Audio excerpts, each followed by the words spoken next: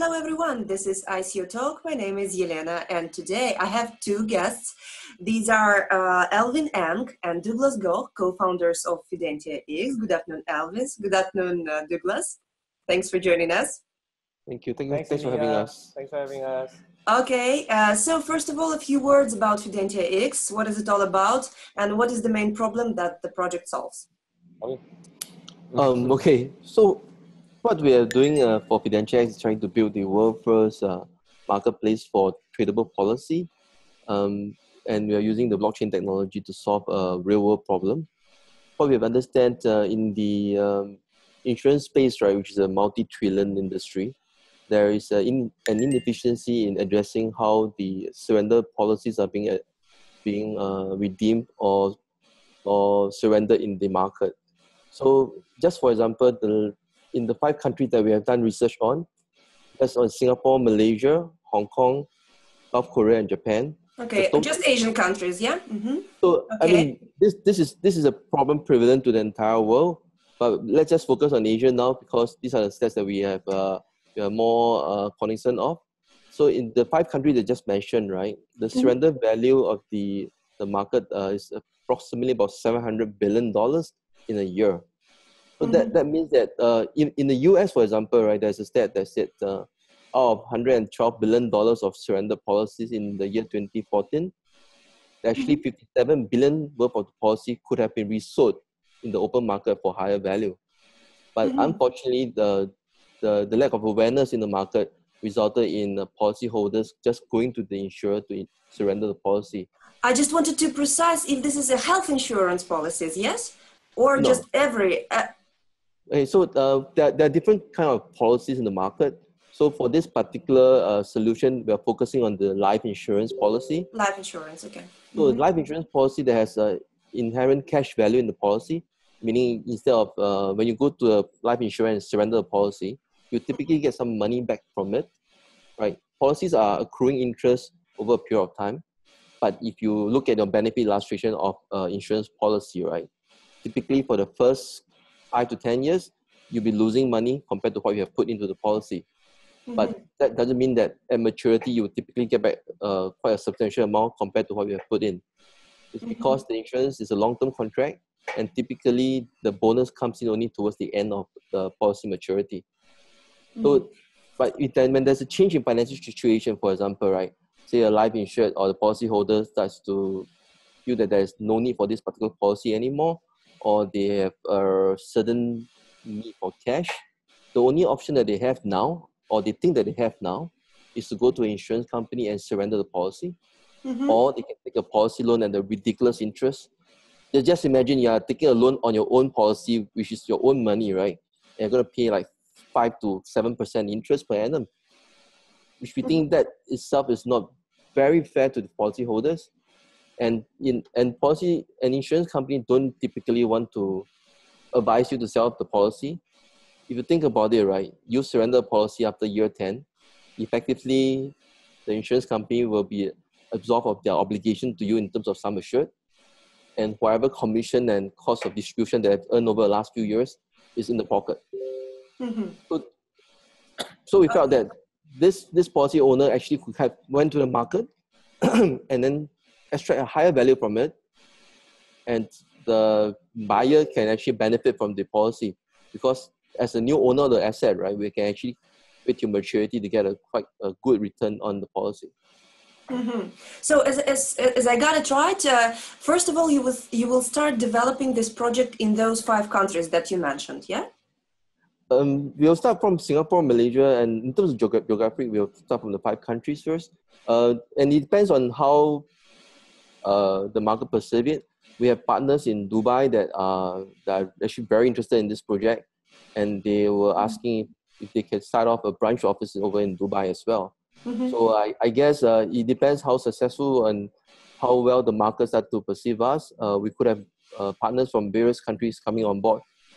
And what about the rest of the world? Is it a tradable asset everywhere in the world? Because I just everywhere. Didn't know. Everywhere. Yeah, everywhere, even in Russia or in UK. In fact, tradable endowment policy is actually quite big in the UK. And in the US, they are more focused on life settlement of policies, which are policies above 65 years old. I guess there's a market for all of this, just that the inefficiency of the fact that for you to transact a policy cross-border, right, you need to trust a third party to manage the fund movement. Say, for example, I'm in Malaysia now and Douglas is in Singapore. And if I want to buy Douglas policy, right, I have to transfer my money to Douglas, and I hope and pray that Douglas will transfer the policy to my name. So that itself is an inefficiency which the blockchain could definitely solve it. Yeah. Okay, I see. And are there any similar projects on the market, or you're absolutely unique? Well, maybe I'll try to take this one. I think we have seen a lot of insurance projects on the blockchain. I think it's great for the community.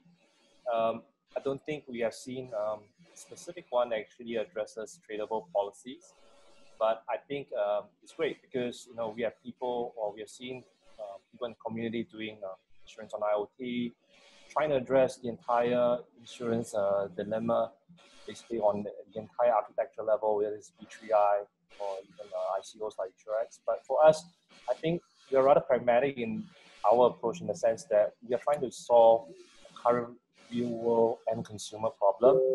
And I guess that's why when Alvin was talking about the fact that we're just trying to start from Asia, specifically for Singapore first, is at the end of the day, we're familiar with the region.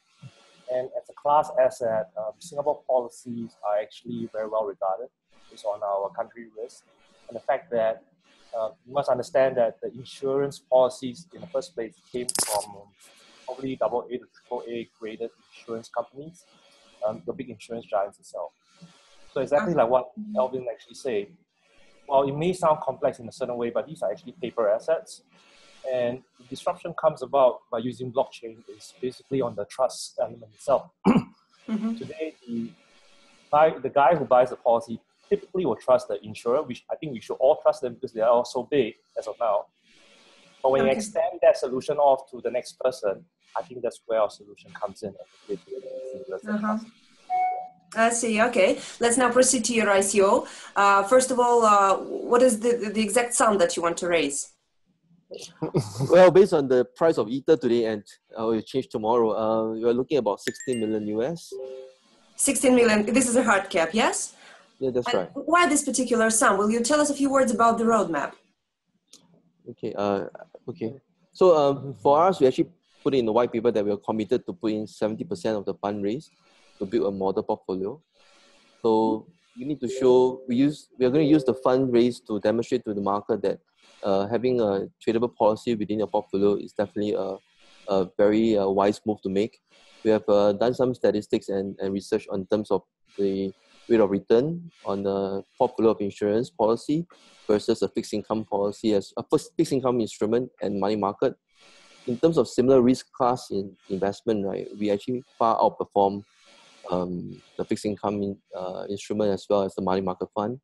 So we're going to take 70% of the fund to build a portfolio, and whatever return that we generate from the portfolio, which is projected to be about 4 to 5%, we'll use that return to fund the future development of FidentiaX marketplace. And on top of that, we actually committed to set up a foundation. We'll name it as FidentiaX Open Source Foundation, whereby we'll use the foundation to proliferate the adaptation of blockchain technology for the insurance industry. We understand it's not easy for a small company like us to move the dial for the entire industry, but what we strive to do is to develop open source protocol whereby insurance could easily adopt and try it out. And at the end of the day, we are hoping that the Nirvana stage, or rather the utopian stage, is that insurance company issues policy directly onto the blockchain. That to us is actually the best scenario, whereby everything is immutable and the whole claim process can be less painful for the loved ones. Because at the moment when there is a mortality claim, right, it is actually a very painful process to locate the policy, to find out who are the insurers, etc. So this is also an issue that we are addressing in terms of our platform by building a policy ledger whereby you can upload your policy as a record to your loved one when something do happen to you, right? So that would be the 70% of the fundraise. The rest of the fundraise will be on the legal aspect of it, because I mean, the moment we start doing this, I'm pretty sure the big boys will start coming us at us in terms of how we run our KYC, how we do our AML, etc. So we'll be putting a bit of money into making sure the team understands individual countries' regulatory controls and requirement. Mm-hmm. And then we'll set up the right KYC and AML processes as well. And the big part of it will be building up the platform. We actually partner up with Blockchain Zoo, who is association of blockchain experts that will be developing the entire platform for us. You can find out more about them from our website, as well as probably blockchainzoo.com. Okay, okay, I'll see it. And will you tell us about the benefits of your tokens now? Sure, and I'm doing that as well. So basically in the white paper we detailed down 3 use cases for the token as a utility. To access the marketplace, right? FidentiaX marketplace is actually a membership-based platform. So in order to access the product and services within the platform, you need to be a member on the platform on an annual basis. You pay a small membership fees. It could be a range of a couple of US dollars per year. So these membership fees are payable via FidentiaX FDX token. So as we sign more members on the platform, we will start consuming tokens over the time. And once the tokens are consumed, right, it's effectively burned. So we are looking at reducing the supply in the market to increase the scarcity of the token. That's one functionality that we are using FidentiaX token for. And one way to return value back to the token holders, right? We added 2 other functionality. One is the members only auction. So because we are building a portfolio we're taking 70% of the fundraise to build a portfolio, right? We will do exclusive members only sale for FidentiaX FTX token holders, whereby they can actually effectively bid for a policy, a real world asset, at a significant discount off the market price. One example I can quote you is, for example, I have a universal life that is worth $200,000 US. I could list it on the auction site for 180,000 US, and let my FDX token holders bid for the policy. So if the closing price is at $180,000, right, effectively they're making a 10% gain by converting their cryptocurrency into a real asset. So that's point number 2. And last but not least, point number 3 is within the platform, right? We're using another token. We call it the platform unified token. There are various reasons why we have a second token in terms of how the transactions are facilitated within the platform. These are in terms of AML risk, in terms of KYC, and of course how to hedge FX movement, because policies are cross-border. So the policy holders are selling it in US dollar, for example, and if a Singaporean is buying it, right, then there'll be FX risk involved, which is why there's a token within the platform that is called ISX. On a periodic basis, we'll be holding exclusive and limited sale, whereby FTX token holders could actually exchange their FTX token for IXX token, which is pegged to $1 per token. Okay. So that's the 3 functionality that we have. Okay, and now what will happen with the project if you don't achieve the hard cap? Will you tell us about this? And will the funds will be refunded to investors? Okay, so the quick and easy answer is definitely yes. I think we hard-coded it in our ERC20 contracts that if you don't hit $1 million US, we'll return. I think we're personally very confident in running it this part of the year is because dominantly the genesis of this project came about the fact that we are actually a private family office, and we basically go out to acquire M&A companies all over the world. So, but we thought that this was a great project to do, and specifically to do what Alvin was trying to say in terms of raising the funds to basically build a portfolio. I think this was to spur, at the end of the day, what comes first, chicken or the egg, right? The exchange actually needs liquidity. So the ICO format actually fits very well into building this business. And if you look at our current position from our previous jobs and the partners that we bring in, we believe that the 1 million soft cap will be good. And actually, what we are working actively on is actually engaging the crypto community, the masses, to basically understand and let them educate them on our solution itself. Because we want this to be effectively a participation model that even the masses can come in and play. So yeah. Okay, I see. And now just a few words about the team. Okay, so Alvin and I met in our previous life as bankers. We're Singaporeans. I think both myself and Alvin spent a great deal of time for banking. I'll let Alvin talk about himself. For me, I used to be in Citi 7 or 8 years, and went to OCBC, and that's when I met Alvin. And thereafter, I went to join the family office I'm working in.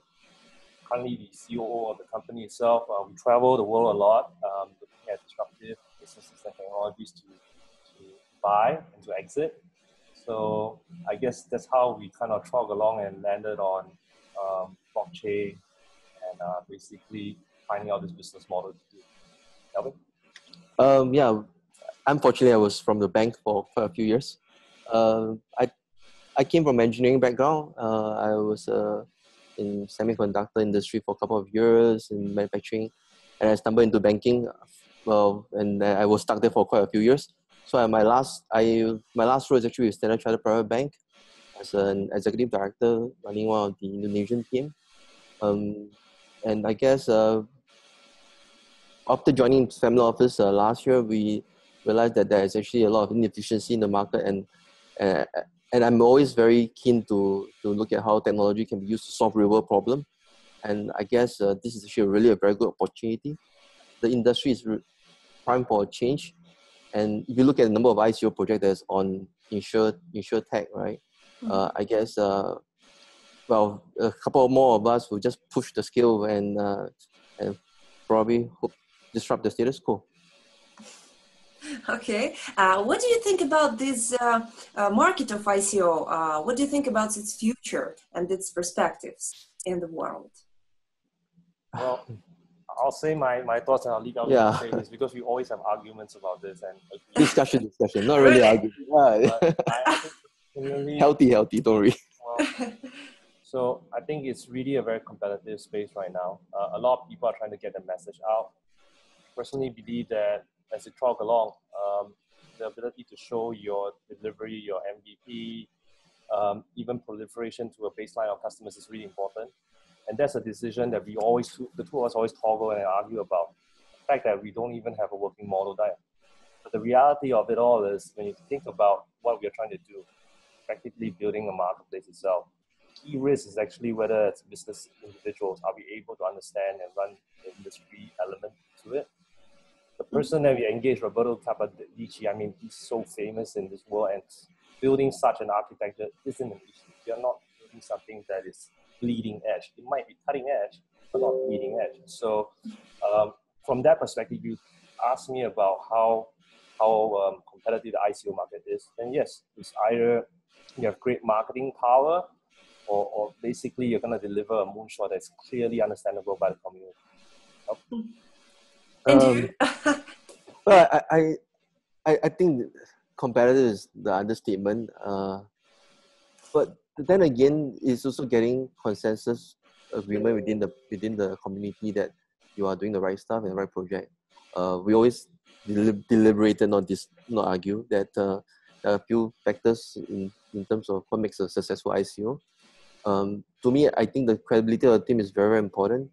The business solution plays a very crucial role as well. Because if you have the technology and no application for it, right, then I don't see what's the purpose of doing ICO in the first place. I think regulators are going to come out relatively hard on us, which is actually good for the industry. Both of us came from the highly regulated market, and we are very used to having regulators on our back every other minute or second, which is actually keeping us on our toes. So making sure that we do the right thing for the masses. And I guess there are just too many projects out there that are not well thought out, and the investors will typically suffer a little bit from there. So I guess a consensus model will be the one that will move things forward. Getting the stamp of approval from the crowdfunders or contributors on our platform. Okay, and then again, I asked both of you to summarize the whole thing. Will you tell me in 1 or 2 sentences why should I invest in FidentiaX? Alvin, I think you go. You do it. Yeah. It's not fair. 1 or right? 2 sentences. I'm not very good at doing 1 or 2 sentences. Well, we are building the world's first marketplace for tradable policy. We believe we could definitely disrupt the market for this particular segment of the industry. We believe there's a very sound business case to this. We have thought through very clearly and deliberately on how the token can increase in value and utility over time. Based on that too, and the team behind the project, right? We sincerely hope that the masses out there can support us and bring a change to the insurance industry. Okay, then. Thank you so much. Yeah. Thank you very much for this interview. Thank you for your time and for being with us today. Okay, and I remind you that my guests today were Alvin Eng and Douglas Goh, co-founders of FidentiaX. Subscribe to our YouTube channel and watch more interesting interviews. Bye-bye.